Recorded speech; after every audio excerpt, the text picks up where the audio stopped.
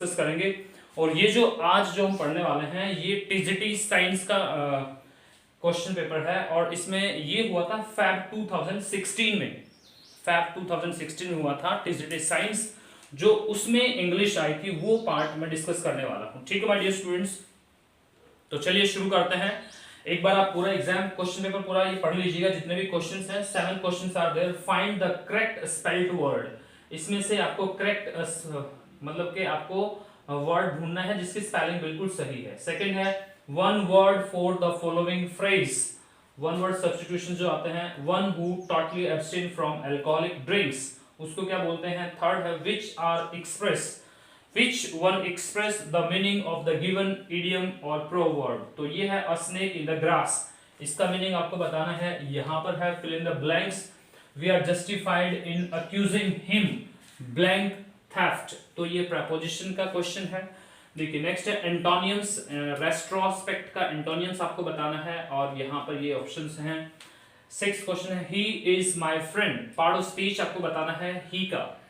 और यहां पर नेक्स्ट क्वेश्चन है the plural of journey, journey का प्लूरल आपको बताना है। तो ये क्वेश्चन पेपर है, इसके इन 7 क्वेश्चंस को हम डिस्कस करने वाले हैं। तो चलिए शुरू करते हैं वन बाय वन, एक एक क्वेश्चन को पढ़ना शुरू करते हैं। Find the correct spelled word. तो यहां पर जो करेक्ट स्पेल्ड वर्ड है वो आपको फाइंड आउट करना है। तो ये आपको याद करना पड़ेगा स्पेलिंग को कि क्या क्या इसका मीनिंग होता है। तो यहां पर जो हमारा राइट है वो है हमारा option A. Option A is the right option. जो ऑप्शन ए है वो बिल्कुल सही ऑप्शन है। ठीक है, इंडिस्पेंसिबल, इंडिस्पेंसिबल ये इसका मतलब है। और इंडिस्पेंसिबल का मीनिंग क्या होता है, तो चलिए मीनिंग को डिस्कस करते हैं। What is the meaning of the indispensable. ठीक है माय डियर स्टूडेंट्स, तो देखिए इंडिस्पेंसिबल का मतलब क्या होता है ये मैं आपको बता देता हूं। इंडिस्पेंसिबल का मतलब होता है एक ऐसी बात जो बहुत इंपॉर्टेंट हो और जिसके बिना रहना इम्पॉसिबल हो, तो वो होता है इंडिस्पेंसिबल। जिसके बिना रहना इम्पॉसिबल हो, जिसके बिना रह नहीं सकते हैं, बहुत ज्यादा इंपॉर्टेंट चीज हो, तो उसके लिए ये वर्ड यूज करते हैं इंडिस्पेंसिबल। ठीक है my dear students, next word है one word for the following phrase, one who totally abstains from alcoholic drinks. जो अल्कोहलिक ड्रिंक से, जो अल्कोहल नहीं लेता है या इस तरीके की चीजों से दूर रहता है, उसको क्या बोलते हैं। तो उसके लिए ऑप्शन है एक तो है प्यूरिटन, दूसरा है समारिटन, तीसरा है पेडेंट और फोर्थ है टीटॉटलर। तो यहाँ पर हमें सबका मीनिंग पता होना चाहिए, तभी हम इजिली समझ सकते हैं कि एक ऐसे इंसान को क्या बोलते हैं जो अल्कोहल नहीं लेता, अल्कोहलिक ड्रिंक्स नहीं लेता है। ठीक है, तो पहले हम देखते हैं प्यूरिटन का मतलब और इसका मतलब क्या है ये मैं आपको बता देता हूं। ठीक है, द मीनिंग ऑफ प्यूरिटन, इसको समझ लीजिएगा। I am going to tell you the meaning of this word first. Puritan का मतलब क्या होता है, तो राइट डाउन इसका मीनिंग आप लिख लीजिएगा। एक ऐसा इंसान, a person who has high moral values और स्टैंडर्ड, मोरल स्टैंडर्ड। ठीक है, एक ऐसा इंसान जिसका मोरल वैल्यू जो उसका हाई जो है, जो उसका मोरल वैल्यूज है, जो मोरल स्टैंडर्ड है वो बहुत हाई है, ऐसे इंसान को। और इसके साथ साथ में एंड हम इसमें लिख सकते हैं who thinks that it is wrong to enjoy yourself, यानी कि जो अपने आप को एंजॉय, ये सोचता है कि जो अपने आप को एंजॉय करना, अपने एंजॉय को, अपने आप को ही लेकर के चीजों को एंजॉय करना ये गलत हो, और जिसका मोरल वैल्यू बहुत हाई हो, जिसका मोरल स्टैंडर्ड बहुत हाई हो, तो ऐसे इंसान को हम बोलते हैं प्योरिटन। ठीक है, एक तरीके से ऐसा इंसान जो अपने आप को प्योर मानता है, सही मानता है, जिसका मोरल वैल्यूज बहुत स्टैंडर्ड हाई है। ठीक है, तो उसके लिए यूज करते हैं हम क्या, प्योरिटन। ठीक है, और समारिटन का मतलब क्या होता है, समारिटन का मतलब लिख लीजिएगा पहले आप, ये प्योरिटन का मतलब लिख लीजिएगा। एक ऐसा इंसान जो अपने आप को बिल्कुल प्योर मानता है और ये मानता हो कि उसका जो मॉरल स्टैंडर्ड है वो बहुत हाई है, वो बहुत नैतिक चीजों में बहुत ऊपर है, बहुत अच्छा लेवल है उसका, और साथ में ये भी सोचता है कि अपने लिए एंजॉय करना, अपना एंजॉय करना, अपने बारे में सोचना ये गलत हो। ठीक है, तो ये इस प्योरिटन का मतलब होता है। सेकंड का लिखिए आप, सेकंड वर्ड है हमारा उसका मीनिंग मैं आपको बता देता हूं। और जो सेकंड वर्ड है वो क्या है हमारा, वो है दैट इज समैरिटन। ठीक है, तो इसका मतलब देख लीजिएगा क्या है इसका मतलब। ये एक ऐसा इंसान होता है, एक ऐसा इंसान होता है जो सोचता है, जो दूसरों की भलाई के बारे में सोचे, दूसरों के अच्छाई के बारे में सोचे, चैरिटेबल और हेल्पफुल इंसान के लिए हम यूज करते हैं ये वर्ड। ठीक है, तो इस किस लिए यूज करते हैं इसको, चैरिटेबल, चैरिटेबल एंड हेल्पफुल। तो ऐसे इंसान को बोलते हैं हम क्या, स्मैरिटन बोलते हैं। ठीक है, तो ये इसका मतलब होता है स्मैरिटन का। और पेडेंट का मतलब क्या होता है, तो पेडेंट का मतलब भी आप लिख लीजिएगा, स्मैरिटन का मतलब लिख लीजिएगा जिसका मतलब होता है चैरिटेबल और हेल्पफुल। ठीक है, ये नाउन है, सभी के सभी ये नाउन है my dear students, this all are the nouns. चलिए नेक्स्ट है पेडेंट। तो पेडेंट का मतलब क्या होता है ये हम लिख लेते हैं, what is the meaning of the pedant. ठीक है, पेडेंट का मतलब क्या होता है, तो देखिए पेडेंट का मतलब क्या होता है, पेडेंट का मतलब होता है एक ऐसा इंसान, a person who is excessively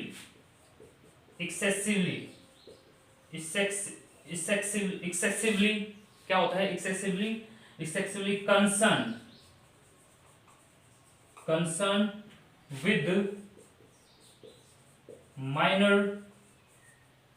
with minor details, और कह सकते हैं आप माइनर डिटेल्स, आप कह सकते हैं डिटेल्स एंड रूल्स।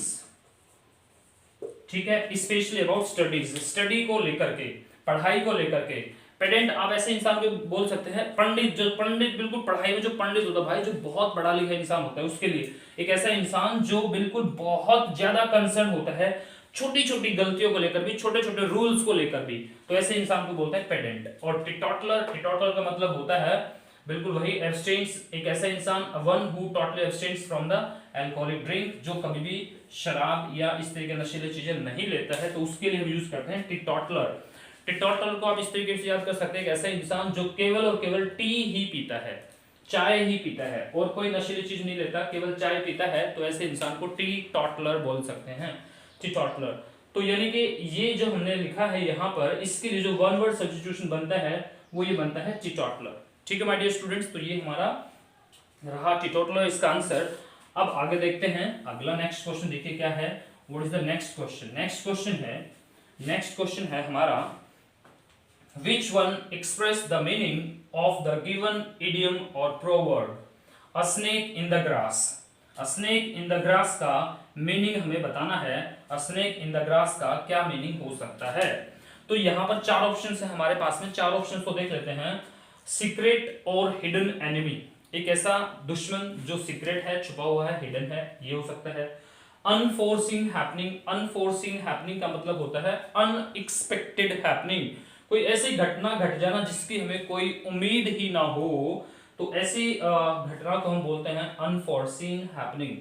और अनरिकॉग्नाइजेबल डेंजर, और कोई ऐसा खतरा जिसको हम रिकॉग्नाइज ही ना कर पाए, जिसको हम पहचान ही ना पाए, एक ऐसा खतरा जिसको हम पहचान ही ना पाए, तो उसके लिए हम यूज करते हैं अनरिकॉग्नाइजेबल डेंजर।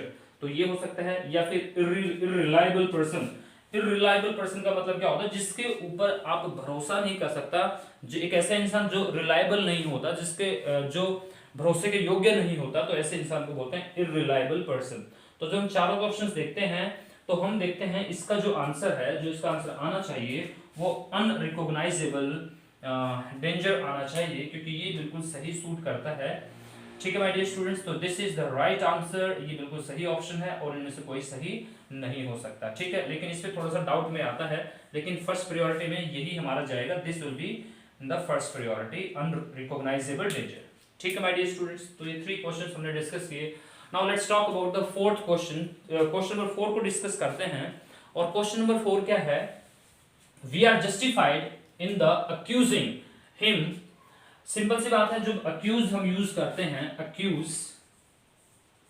तो अक्यूज का मतलब क्या होता है, किसी के ऊपर आरोप लगाना, दोष लगाना। ठीक है, अक्यूज का मतलब होता है किसी के साथ आरोप लगाना, दोष लगाना। तो अंडरस्टूड है, अक्यूज के साथ जो प्रेपोजिशन आती है वो ऑफ प्रेपोजिशन हम यूज करते हैं।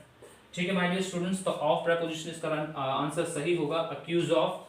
ठीक है, this is the right answer, ये बिल्कुल सही आंसर है, of will be the right answer. ठीक है, अक्यूज, अक्यूज आरोप लगाना होता है, और अक्यूजर, अक्यूजर होता है आरोप लगाने वाला।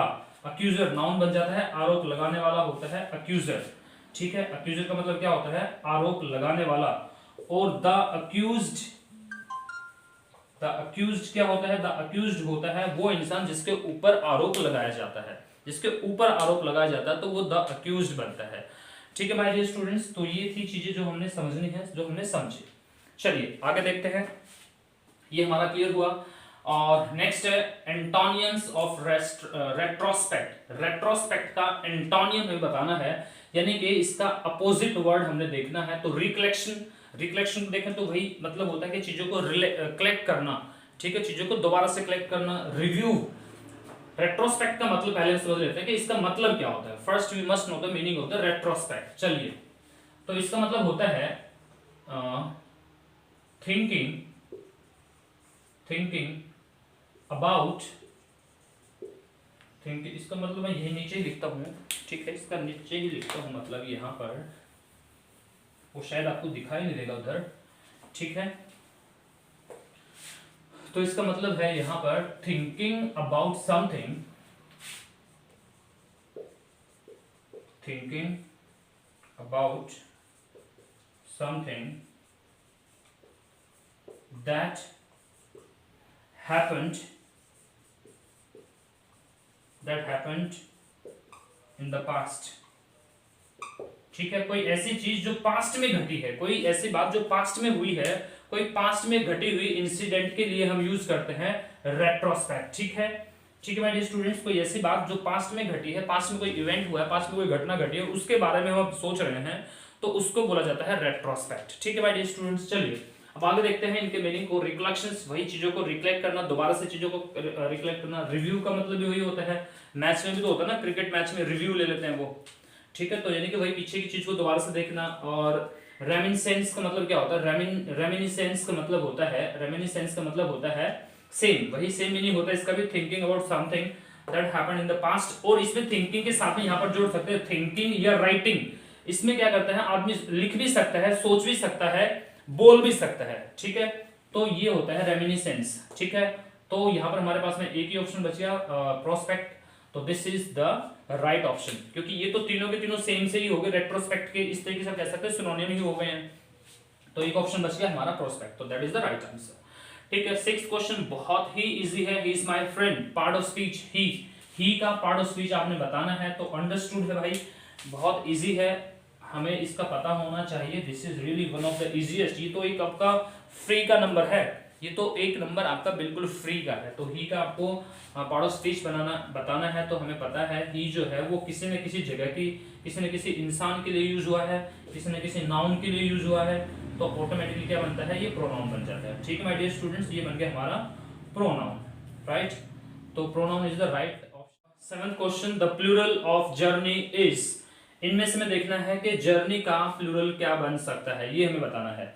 तो अगर हम देखें फर्स्ट ऑप्शन को, तो फर्स्ट ऑप्शन नहीं हो सकता, that is wrong. Second option भी नहीं हो सकता है। और if I talk about this option, this is the right option, और ये गलत है। ठीक है, नन ऑफ दिस भी नहीं है, क्योंकि journeys is the plural of journey. तो माय डियर स्टूडेंट्स, ये बिल्कुल फ्री का नंबर है, इसमें कुछ भी ऐसा नहीं था कि जो हमें समझना पड़े, हमें बचपन से ये चीजें बताई जाती हैं। ठीक है, दो नंबर बिल्कुल फ्री के थे इसमें।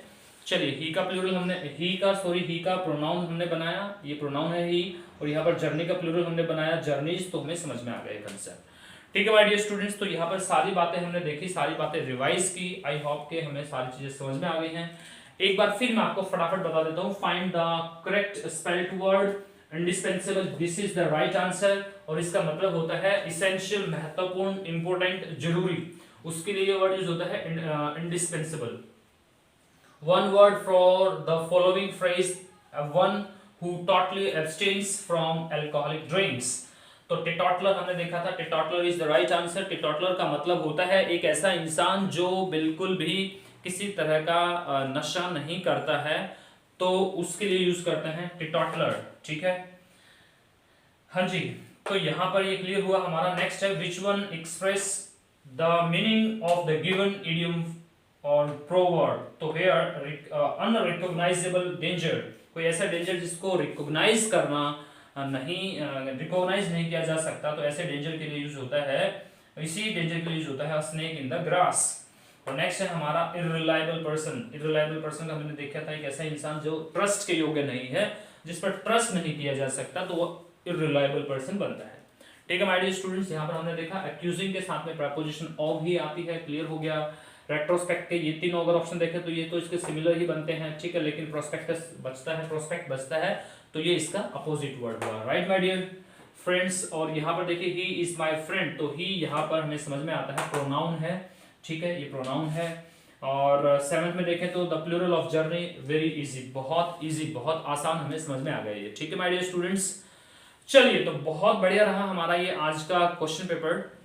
ये क्वेश्चन पेपर था टीजीटी साइंस 2016 में आया हुआ था, फैब 2016 में आया था, ठीक है माय डियर स्टूडेंट्स। चलिए, तो आज के लिए हमारा यही थे 7 क्वेश्चंस। कल फिर मिलते हैं नए एक क्वेश्चन पेपर के साथ में, और तब तक के लिए bye bye, have a nice day. चीज़ों को शेयर कीजिए, आपको अगर पसंद आती हैं, अच्छी लगती हैं, शेयर कीजिए, लाइक कीजिए, कमेंट कीजिए, ठीक है माय डियर स्टूडेंट्स। तो this is all from my side, bye bye, take care, have a nice day, enjoy.